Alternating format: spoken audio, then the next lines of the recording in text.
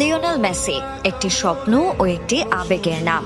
ফুটবলের ভাষা বদলে দেয়া এই মহাতারকা কবে বিদায় নেবেন সেটি নিয়ে এখনো চলছে আলোচনা, কিন্তু সময়ের কাঁটা তো আর থেমে নেই। তবে নিজের বিদায় নিয়ে এখনো মুখ খোলেননি 8বারের ব্যালন ডি'র জয়ী এই ফুটবলার। 2026 সালের বিশ্বকাপে অনেক আগেই নিজেদের জায়গা পাকা করেছিল আর্জেন্টিনা। এখন বাকি শুধু নিয়ম রক্ষার ম্যাচ। প্রথমটি নিজেদের ঘরের মাঠে 5 সেপ্টেম্বর ভেনেজুয়েলার বিপক্ষে, আর দ্বিতীয়টি ইকুয়েডরের বিপক্ষে তাদের মাঠেই খেলা 10 সেপ্টেম্বর। তবে আর্জেন্টিনার জার্সি গায়ে নিজ মাঠে শেষ ম্যাচটাই খেলবেন মেসি, এমনটাই নিশ্চিত করেছেন এই মহাতারকা। আমি জানি না ভেনেজুয়েলার বিপক্ষে ম্যাচের পর আর্জেন্টিনায় আর কোনো প্রীতি ম্যাচ হবে কিনা, আর তাই এটা আমার জন্য খুব বিশেষ একটি ম্যাচ হতে যাচ্ছে। আমার স্ত্রী, সন্তান, ভাই, বাবা মা সহ পুরো পরিবার এই ম্যাচে উপস্থিত থাকবে।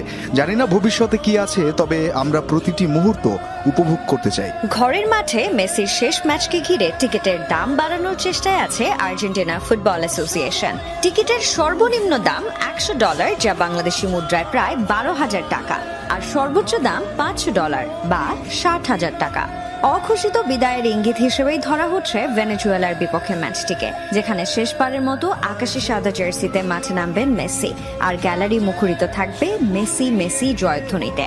হয়তো চোখের জল লুকিয়ে ফেলবেন লাখো দর্শকই, যাদের কাছে মেসি অদম্য এক স্বপ্নের নাম।